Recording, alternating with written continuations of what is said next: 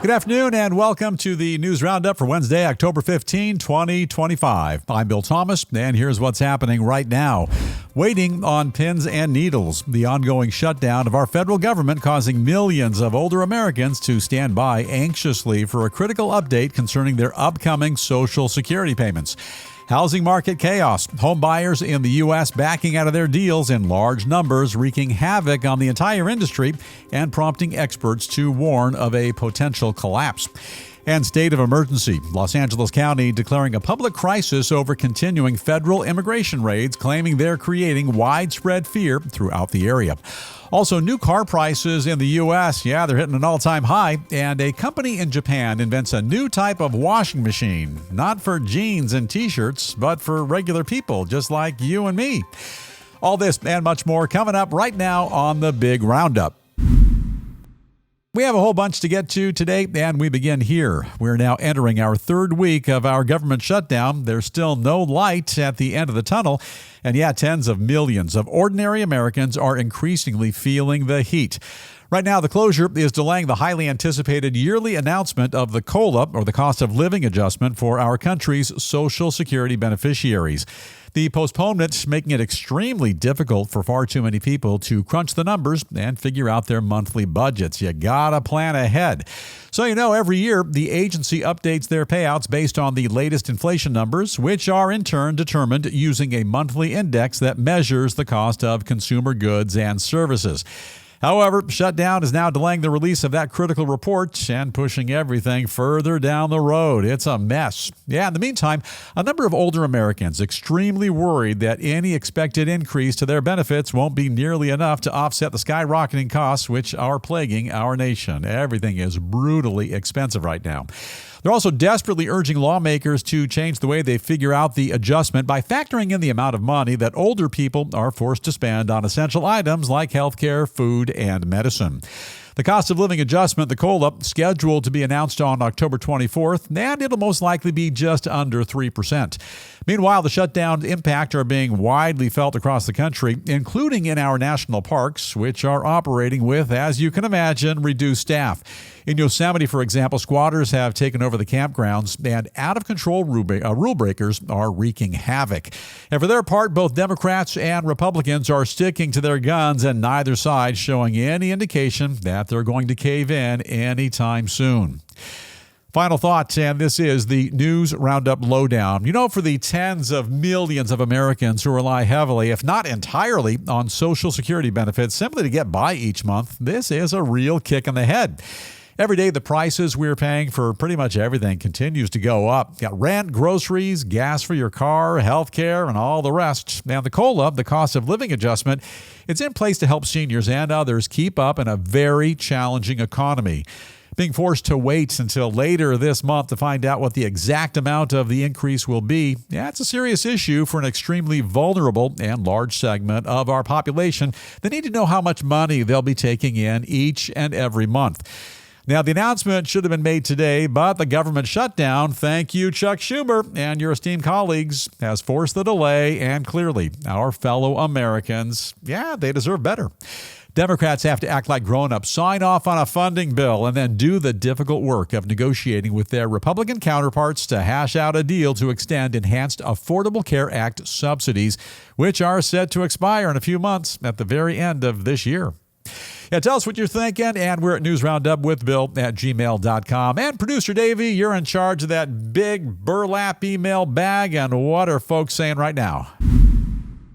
Okay, Bill, good to be here today. Zeke from Casper, Wyoming, checking in with us today. Hey, Zeke, welcome to the program. What are you thinking? He says, without knowing how much our Social Security goes up, we can't do anything at all. The Dems say they're trying to help people, but how does this help?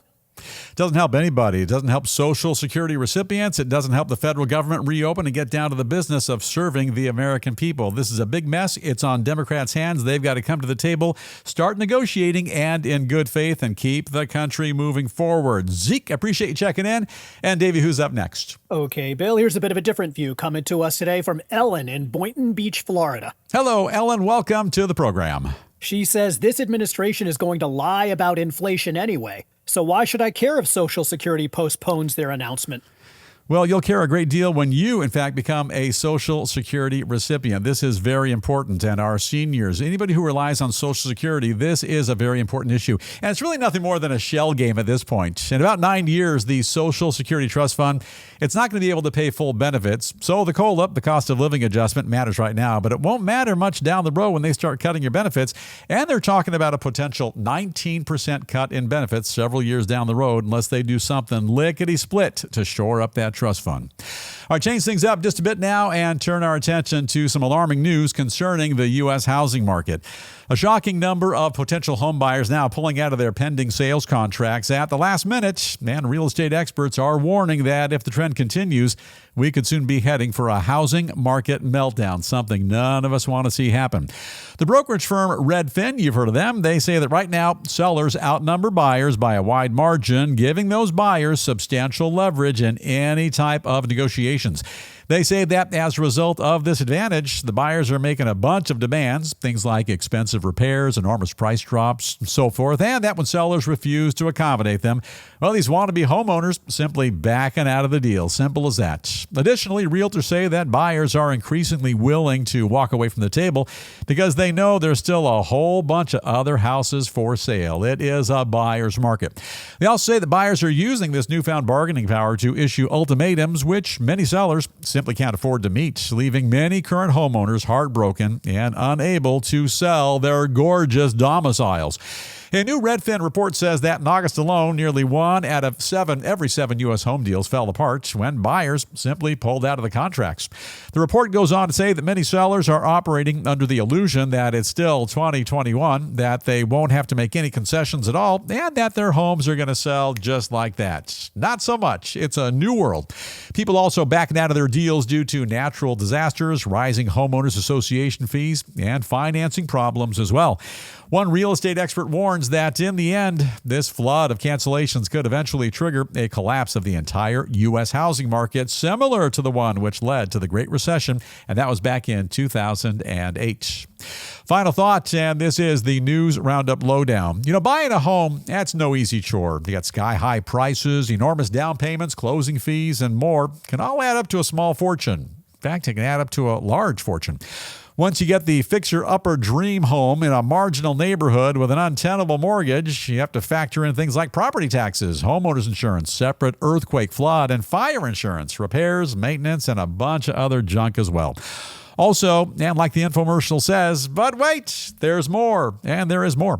Some folks are opting for condos and townhouses, and now you have the extra added HOA fees, due and payable in full on the first of each month. You miss a payment, and they'll put a lien on your condo crib in a New York minute.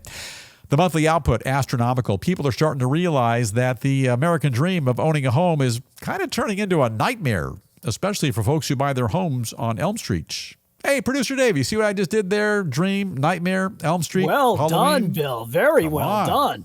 Little pat on the back. Hey, do the math. The housing market, changing. People are kind of wising up, pulling back, and at the very least, perhaps in time, the prices of homes will begin to drop just a bit. But for now, most people are simply priced out of the market. Deal is either you're a buyer, a seller, or maybe you're one of the smart ones. You're a renter. And what are you thinking? We're at newsroundupwithbill@gmail.com. Davey to the email bag, and who do we go to first? Okay, Bill, we go to Benjamin in St. Cloud, Minnesota. Bring it on, Benjamin. What are you thinking? He says the reason people are pulling the plug on housing deals is because sellers are trying to rip them off, plain and simple. Yeah, I wouldn't say plain and simple. Yeah, sellers are trying to rip them off. A lot of folks, they bought homes back, for example, in the 70s or back in the 80s when home prices were still kind of affordable. Over the years, it's turned into a real nightmare, at least in my region. The average price of a 3-bed, 2-bath house here in Southern California, $900,000. The bottom at one point has got to fall out. Appreciate you checking in, and who's up next? Okay, Bill, a bit of a different view from Marge in Savannah, Georgia. What are you thinking, Marge? A whole bunch of these buyers are investors looking for a bargain. Yeah. As soon as a seller calls their bluff, they back off. Yeah, it's a tough market right now. I'd say I've owned homes in the past. In reality, those homes, you don't really own them. They own you. You got to work around the clock just to make that monthly payment. And here in California, one big earthquake, it can destroy your entire home. And like that last individual said, a lot of these folks, they buy houses on spec and they just kind of clean them up a little bit. And then they try to double the price. And that's all on you as the buyer. That's got to stop. You also got to think about fires, floods, tornadoes, other natural disasters as well. They have tons of homeowners deeply concerned, and renting might be the way to go, or move back in with mom and dad. Now that's really the way to go. All right, switch things up just a bit. Turn our sights to one particular county, which has now taken a bizarre stand against President Trump's unprecedented effort to safeguard our country from illegal immigrants. The leaders of LA County now declaring an official state of emergency due to the Trump administration's ongoing federal immigration raids, which they claim have left many people in the area scared to leave their own houses. Well, not so much. I'm not scared to leave my house. The emergency proclamation says that the government's raids have created a climate of fear for the county's residents, and that as a result, they're now afraid to go to work, ride public transportation, and even use local services. Absolutely not. I'm an LA County resident. That's absolutely a false narrative. They also say that declaring an emergency allows them to request financial assistance from both the state and federal government. Now we're making sense. Sounds like a money grab for the county, and they claim the money's going to be used to protect and stabilize the local communities that are still being impacted by our government's continuing immigration enforcement efforts.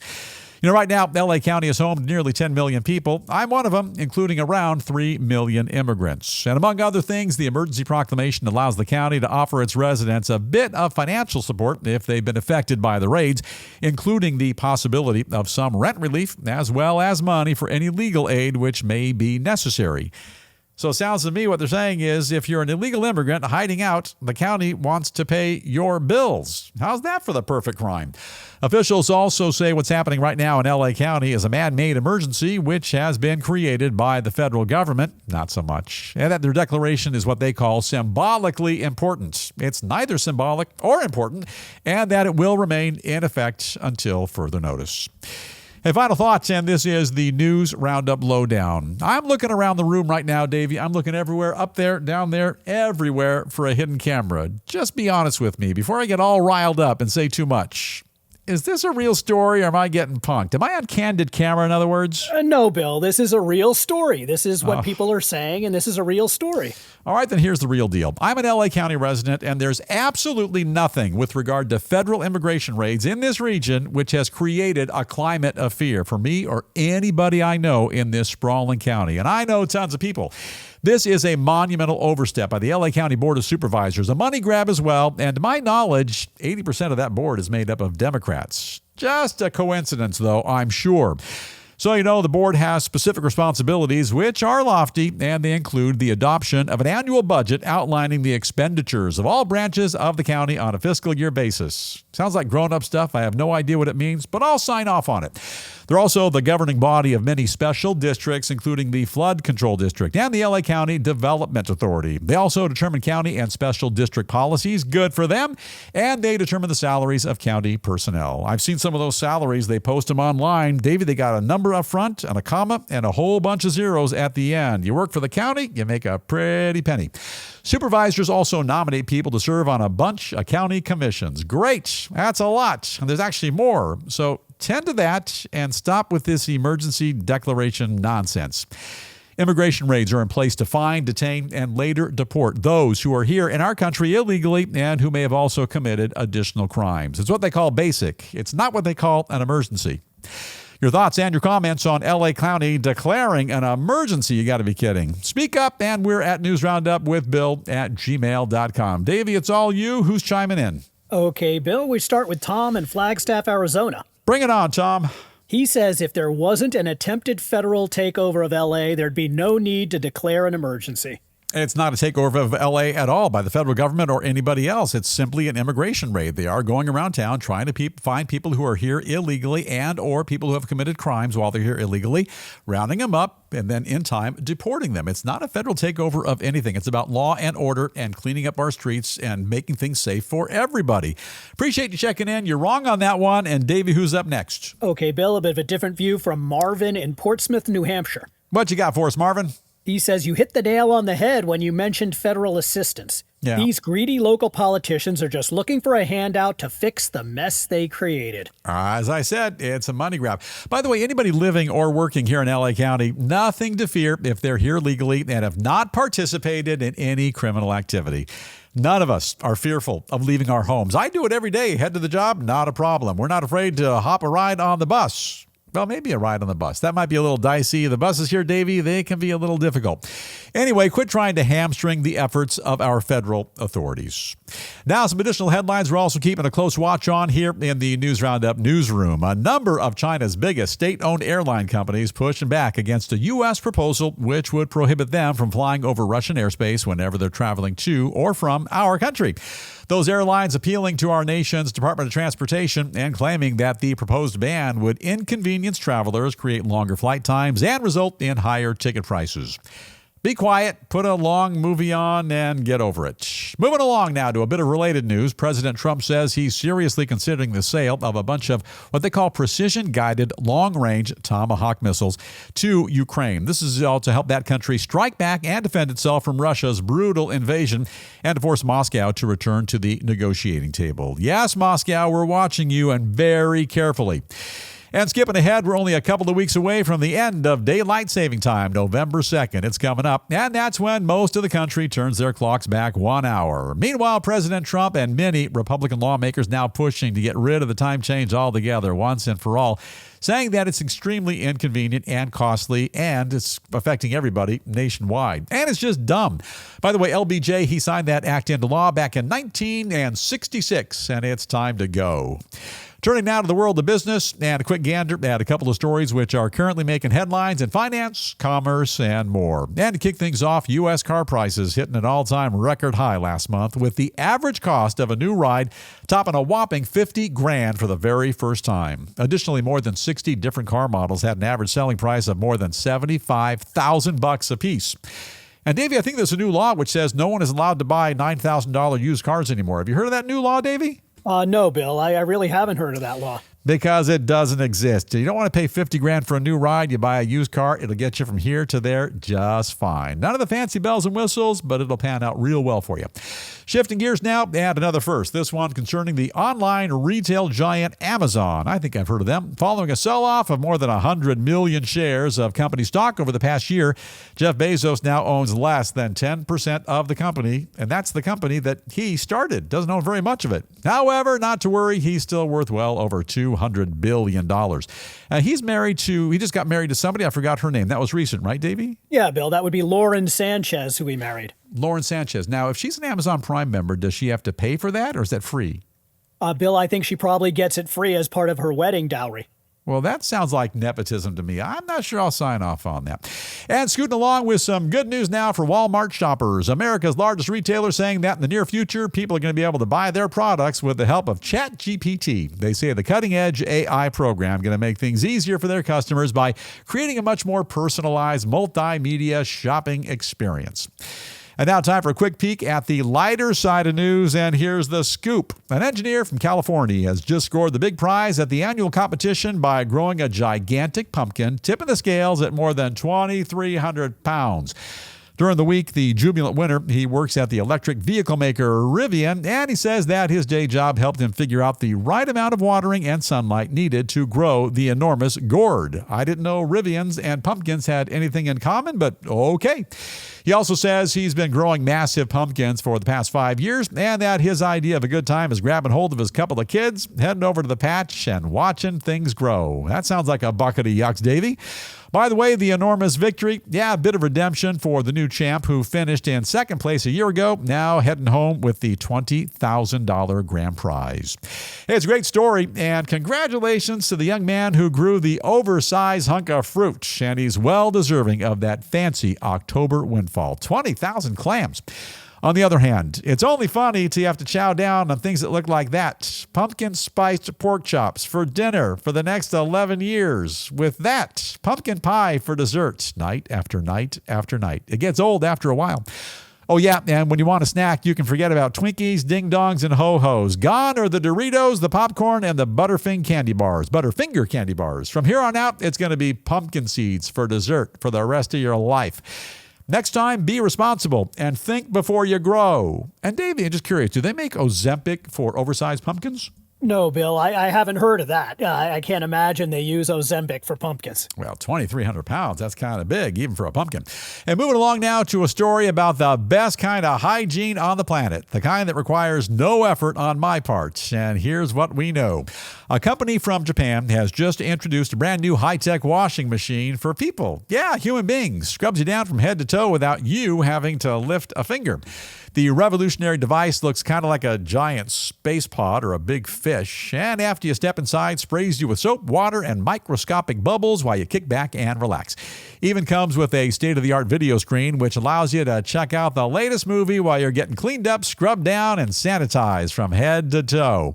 A number of high-end hotels now lining up to be the first in the neighborhood to get their hands on the one-of-a-kind revolutionary gadgets, and in order to do so, they're going to have to shell out a big wad of dough. Now, according to the company behind the project, each of these so-called human washers of the future costs about the same amount as a luxury imported car. Big bucks.